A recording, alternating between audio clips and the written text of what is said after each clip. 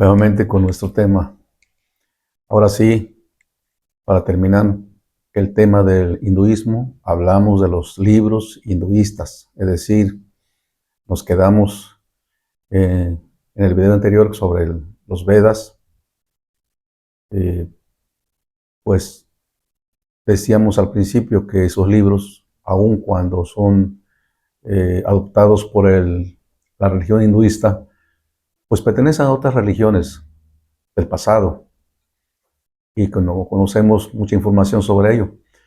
Pero ya en pleno apogeo, ya en pleno dominio de la religión hinduista, tenemos muchos libros. Por ejemplo, empezábamos y decíamos que Bhagavad Gita es el libro donde hay una plática personal entre Krishna y Arjuna.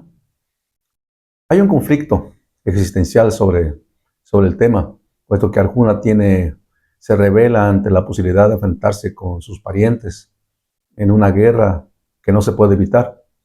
Y en su lamento se queja y pregunta a Krishna, y Krishna amablemente y con un lenguaje entendible le contesta y le aconseja qué es lo que tiene que hacer. De eso se trata Bhagavad Gita. Pero en esa plática que ellos llevan hay enseñanzas muy importantes que con el tiempo las religiones posteriores fueron copiando, si no literalmente las ideas las fueron plasmando en los libros siguientes que más adelante conoceremos. Después de Bhagavad Gita, y no estoy hablando de manera, por decir, por antigüedad o por orden cronológico, el Bhagavad Gita es un libro que se lee en toda la India, no es un libro regional, es un libro, por decir algo, nacional. Creyera en los dioses que creyeran, es obligatorio. No me refiero a que alguien los obligue, sino que era de suma importancia conocer este libro. Y es leído, es un libro muy importante a nivel nacional. Ya no se diga por fuera de la gente que está interesada en la mística de la India, ¿no? El siguiente libro sería el Mahabharata. Mahabharata es un libro muy amplio, mucho más amplio que el Bhagavad Gita. Nada más que Mahabharata es un libro que tiene varios temas. Siguen las pláticas, sigue Krishna, se habla de los brahmanes, se habla de muchos temas. Lo mismo que se vio en el Bhagavad Gita se repite, nada más que con más amplitud. Es un libro que abarca varios temas y que el hindú original, natural, con orgullo, debe de haber leído o debe de leerlo. No puede ver un hindú, incluso aunque no profese la religión hinduista, no puede decir que no lo haya leído, porque es un libro muy importante. Y regresamos, o no regresamos, finalmente terminamos con un libro que es muy importante. E insisto, no es que haya 3 libros, hay muchos libros. Por ejemplo, cuando hablamos de los Vedas, nunca hablamos de las Brahmanas. No estamos hablando de las Puranas, ni nada que se parezca, puesto que son libros complementarios que más bien sirvieron para los eventos religiosos de los sacerdotes místicos. El libro en sí resume, si alguien no quisiera estudiar o no quisiera ver la profundidad de lo que es el hinduismo, si llega a leer el Ramayana, es un libro muy interesante. Es en sí un resumen de lo que es la religión hinduista. Se trata de Rama, se trata de la recuperación de su esposa que fue secuestrada. Es una historia muy interesante, donde como si fueran temas infantiles, conviven dioses, animales, plantas, la naturaleza, el cielo, la noche, la luna. Es una combinación bella, donde se platica sin ninguna restricción y se convive. No hay un intermediario entre los dioses y los hombres. Los animales, todos tienen un lugar muy importante.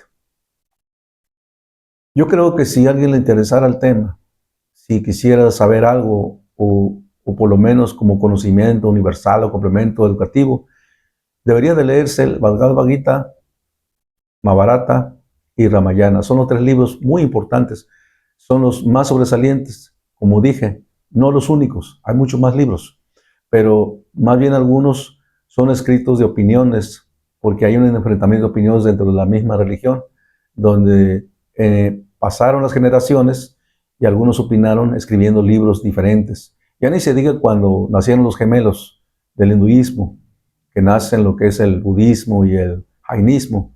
Entonces, las tres religiones, la más antigua, las jóvenes, hay un enfrentamiento verbal, doctrinal y de literatura. Entonces, decide un libro X o ver todos los libros no tiene ningún sentido. Existen libros que se oponen con la vieja religión y nuevos libros que tratan de ignorar las bases y aunque no pudieron, pues sí existe una diferencia entre lo que es posteriormente lo que es el budismo contra el hinduismo. ¿Qué pasó? Bueno, cuando termina y nacen, termina la época. No es que termine, es un verdadero milagro que exista el hinduismo.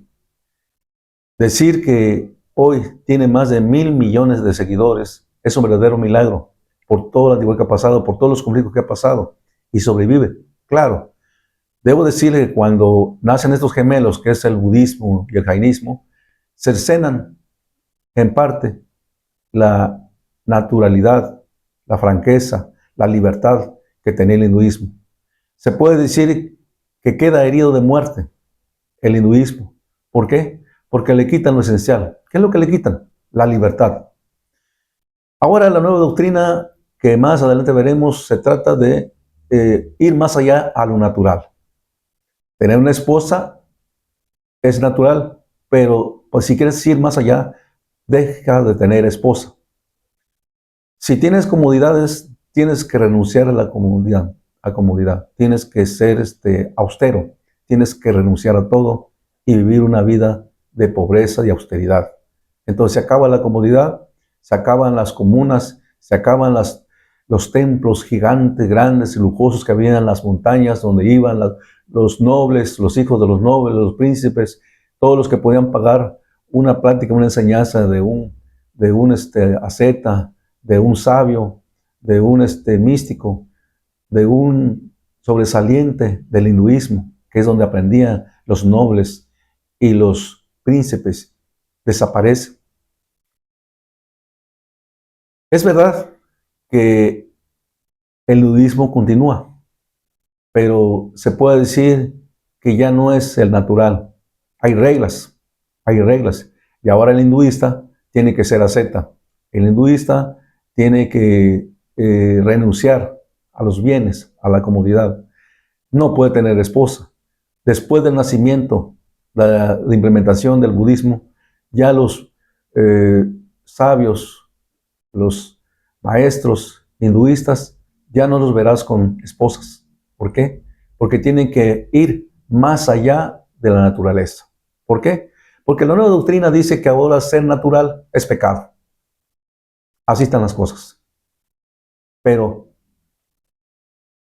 aun cuando renunciaron, aun cuando protestaron y criticaron la forma de vida de la religión hinduista, lo veremos más adelante, continuaron adorando a algunos dioses del hinduismo, continuaron emocionados con la vida animal, siguieron los pasos, no renunciaron al 100%, pero sí, lo más importante de una religión natural se acabó, porque ahora no hay que ser natural, hay que ir más allá. Continuaremos entonces. Gracias.